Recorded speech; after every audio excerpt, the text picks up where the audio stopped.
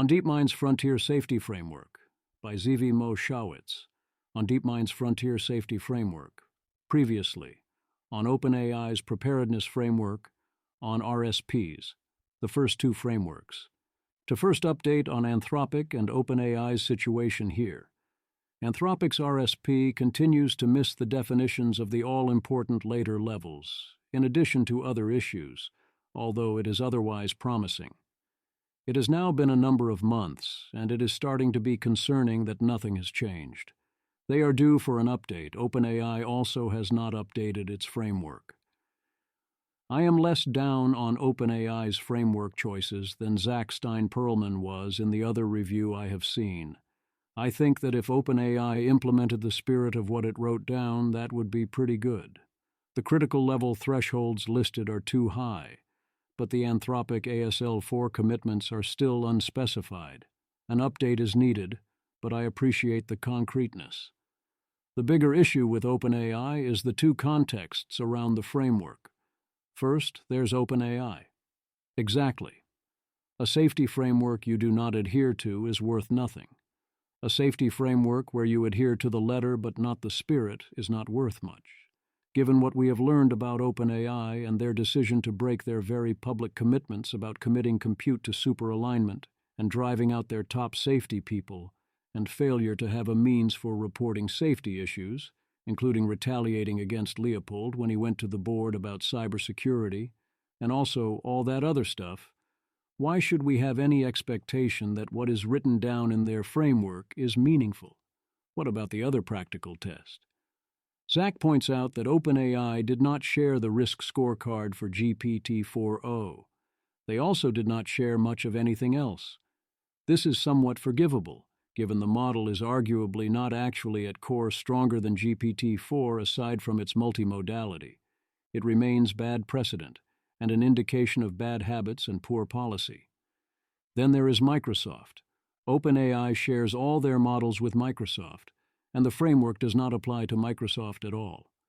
Microsoft's track record on safety is woeful. Their submission at the UK summit was very weak.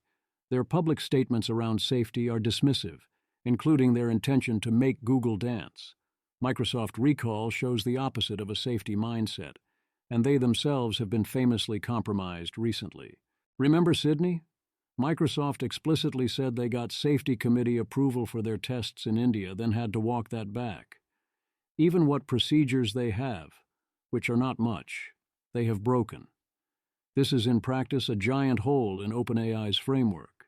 This is in contrast to Anthropic, who are their own corporate overlord, and DeepMind, whose framework explicitly applies to all of Google. The DeepMind framework. DeepMind finally has its own framework. Here is the blog post version. So first things first, any framework at all, even a highly incomplete and unambitious one, is far better than none at all. Much better to know what plans you do have, and that they won't be enough, so we can critique and improve. So thanks to DeepMind for stepping up no matter the contents as long as it is not the meta framework. There is extensive further work to be done, as they acknowledge. This includes all plans on dealing with misalignment. The current framework only targets misuse. With that out of the way, is the DeepMind framework any good? In the framework, we specify protocols for the detection of capability levels at which models may pose severe risks, which we call critical capability levels, CCLs, and articulate a spectrum of mitigation options to address such risks. We are starting with an initial set of CCLs in the domains of autonomy, biosecurity, cybersecurity, and machine learning R&D. Risk assessment in these domains will necessarily involve evaluating cross-cutting capabilities such as agency, tool use, and scientific understanding. We will be expanding our set of CCLs over time as we gain experience and insights on the projected capabilities of future frontier models. We aim to have this initial framework implemented by early 2025, which we anticipate should be well before these risks materialize. The framework is exploratory and based on preliminary research, which we hope will contribute to and benefit from the broader scientific conversation. It will be reviewed periodically, and we expect it to evolve substantially as our understanding of the risks and benefits of frontier models improves. The obviously missing category is persuasion. In the DeepMind paper on evaluating dangerous capabilities, persuasion was included, and it was evaluated for Gemini 1.5, so it is strange to see it missing here. I presume this will be fixed. Also missing in all three frameworks are unknown unknowns. Hard to pin those down. The key is to ensure you search in general, not only for specific things. The second half, what to do if you find things you didn't know you were even looking for, is hopefully more obvious. Where OpenAI talked about general CBRN risks, DeepMind focuses fully on biosecurity. Biosecurity seems much scarier, due both to how it scales and how easy it likely is for an AI to enable capabilities. I do think you will have to check CRN, but they are lower priority. The addition of machine learning R&D as a core category seems good, especially if we think it is not covered by autonomy. The framework has three components. 1. Critical capability levels, CCLs, are DeepMind's parallel to Anthropic's AI safety levels, ASLs, or OpenAI's risk scores. CCLs and OpenAI's risk scores focus on individual capabilities, whereas ASL levels take a broader view. Standardization would be nice, but there is a substantial philosophical contrast. 2. Evaluation of frontier models to see where they are on the CCLs, including early warnings and flags for when you are getting close to a condition. Minimum of evaluation every 6x jump in compute or for every 3 months of fine-tuning. The early warning procedures attempt to allow those gaps to make sense. 3. Early warnings for future CCL levels trigger preparations mitigations. If the CCL is reached before the mitigations are in place, they promise to halt development and deployment until that is fixed. The image is a diagram that illustrates the relationship between various components of an AI safety framework. It features a horizontal bar that represents increasing AI capability from left to right. At the far left is the AI capability frontier, indicating the current state of AI capabilities. Moving to the right, a section labeled Early Warning Evaluations precedes a dashed vertical line marking the critical capability level, beyond which model capabilities pose severe risks if left unmanaged. To the right of this line, a darker blue section indicates the area where risks become critical. Below the bar, arrows point to a safety buffer, suggesting a zone for implementing mitigations, which are security and deployment measures to reduce risk. The figure aims to convey the importance of early warning and mitigations in preventing AI from reaching a level of capability where it could cause significant harm. The big picture here is conceptually the same as the other frameworks. The language is different, but you do periodic checks for dangerous things. If you see dangerous things, which includes potential for soon being dangerous, then you need the matching level of mitigations in order to proceed.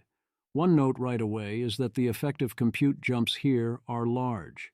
Note that a 2.5x increase in model size is roughly a 6x increase in effective compute. 1. DeepMind aims to check every 6x jump in effective compute, or 3 months of fine-tuning. 2. Anthropic will check every 4x jump in effective compute. 3. OpenAI will check every 2x jump in effective compute. This is one important place OpenAI promised to go the extra mile. Will they actually do it? External estimates suggest this could require as many as 8 evaluations when training GPT-5 after GPT-4, each with a pause in training, although it could be closer to 4. Even that lower number does not sound like something they would do. The move by DeepMind back to 6x seems to be, at best, pushing it. Note it is only an aim, not a commitment. Indeed, as Zach Stein-Perlman notes, the word commit does not appear in this document. The fine-tuning periodic check-in is welcome, far better than not looking. but there is no reason to expect calendar time to reliably spot problems. Once again, all the frameworks use the assumption that capabilities will scale smoothly as compute is scaled up. The larger your gaps, the more you are relying on your theory to hold up. Indeed, these frameworks make far more assumptions about what hazards lie ahead than I believe are reliable. One has to check for unexpected capabilities and dangers. Mitigations. What are the mitigations? DeepMind divides them into two categories. There are security mitigations to defend the model weights, and there are deployment mitigations to limit expression of critical capabilities in deployment. Mitigations against dangers that do not require intentional deployment are explicitly called out as future work. Right now, that is fine. If your model is safe when deployed, it is safe when undeployed. Longer term, the whole point is to prepare for future highly capable models.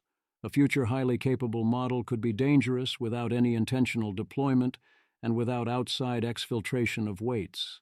Thus, at some point that needs to be defined. We need to start worrying about the model as inherently dangerous if it has any way to impact the outside world at all, including communicating with researchers or testers, or access to other computers or the internet. An ideally non-zero concern about it finding new physical ways to do this even if we don't know what they are. Security mitigations. 4. Advanced protection. Model weights are generally not accessible to humans, even non-unilaterally. Hardened software platforms and confidential compute hardware make it difficult even for well-funded adversaries to find and exploit vulnerabilities. Approximately RAND L5, Minimal Trusted Computing Base, TCB. TPUs with confidential compute capabilities. Dedicated hardware pods for training and serving high-value models. The obvious question is, given the current nature of Gemini Pro 1.5 or its competitors, where would you want the security mitigations to be? My reactions would be something like, Level 0. Seems utterly bonkers to be here, yet here is where the major labs seem to be. Level 1. Not good enough, but way better than I have any reason to expect. Level 2. I'm a realist. I'd take this for now, with groundwork for moving up. Level 3. I'd try to be here if I could get it everywhere, but no real point in being Level 3 if other labs with similar models are Level 0. Level 4. You love to see it. Supererogatory for now, but let's get ready. What about deployment mitigations? Oh no, a different number of levels. Level 0, status quo, capabilities, safety fine-tuning of models and filters against general misuse and harmful model behavior. Measures, safety fine-tuning of models and filters against general misuse and harmful model behavior. Level 1, mitigations, targeting the critical capability. Capabilities, use of the full suite of mitigations to prevent the inappropriate access of critical capabilities. Measures, application, where appropriate, of the full suite of prevailing industry safeguards targeting the specific capability, including safety fine-tuning, misuse filtering and detection, and response protocols. Periodic red teaming to assess the adequacy of mitigations. Level 2. Safety case with red team validation. Capabilities. Targeted safeguards, aimed at keeping numbers of incidents below a pre-specified amount, with pre-deployment validation by a red team. Measures. A robustness target is set based on a safety case considering factors like the critical capability and deployment context.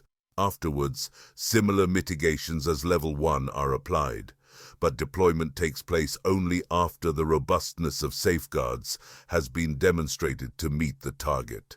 Some protection against inappropriate internal access of the critical capability, such as automated monitoring and logging of large-scale internal deployments. Security Level 2. Level 3. Prevention of access. Capabilities. Mitigations that allow for high levels of confidence that capabilities cannot be accessed at all. Measures. Technical options for this level of deployment safety are currently an open research problem. Highly restricted and monitored internal use alongside high security. Once again, you've got Gemini 1.5 Pro, or its competitors. Where do you want to be on this chart? Level 0. I don't love it, and I hate the habits and precedent, but nothing that awful happens. 1. A little loose, but in practice this is probably good enough for now. 2. Ideally I'd be here, but primarily to build up good habits and procedures for later. 3. Definitely overkill right now. 4.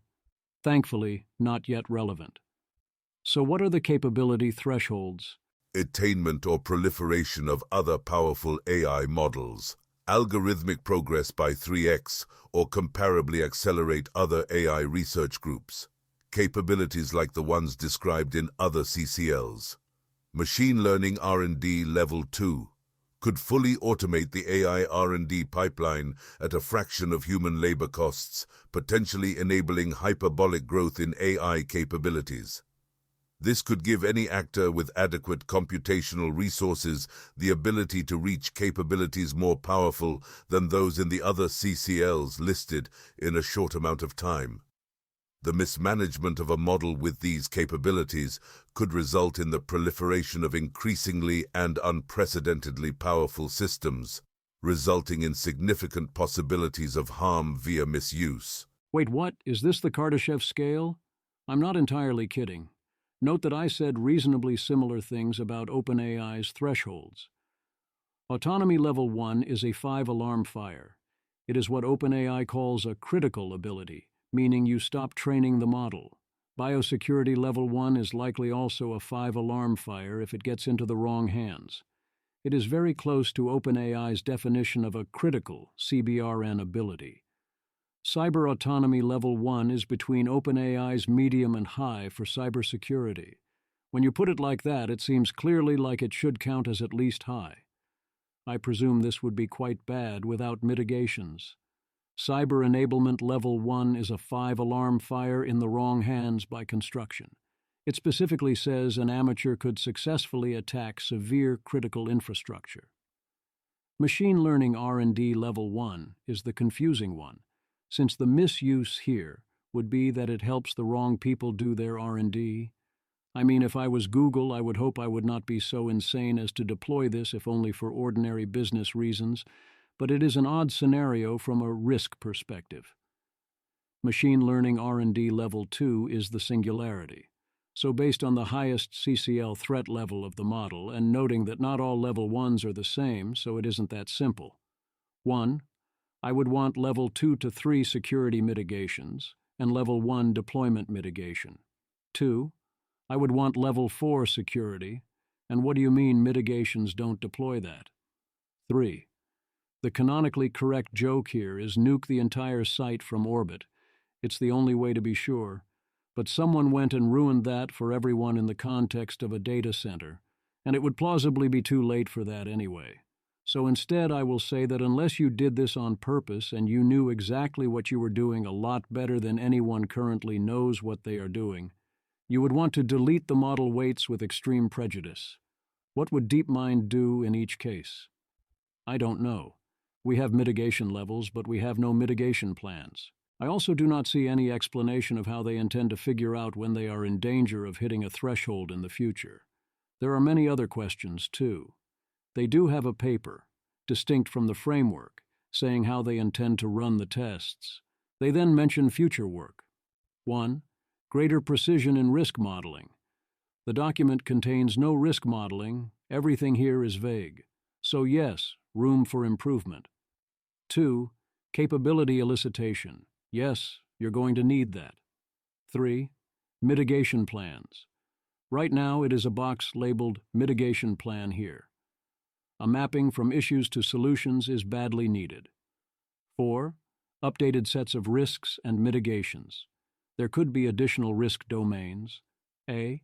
They mention misaligned AI as an additional risk to mitigate. Despite including autonomy as a category, this FSF presumes that the models in question pose no threat on that level. I agree that this probably won't happen for a bit, but I have fewer nines of confidence on this than they do. I want to be checking now, or at least specify how we will check as part of the autonomy tests. B. Whenever I see wording like this, it makes me concerned about the philosophy that models are aligned unless something specific goes wrong, and misalignment is a specific failure mode, as opposed to misalignment being the baseline scenario and strong default, with alignment as a special case requiring things to go right. C. Putting the CRN in CBRN. They say these are potential inclusions. D. Higher CCLs. I mean, in context, this is pretty funny, but yes, do define them. 5. Involving external authorities and experts. This seems like a good idea. Overall, I have to agree with Zach Stein-Perlman's assessment. This document is weak and unambitious. It is disappointing relative to my expectations.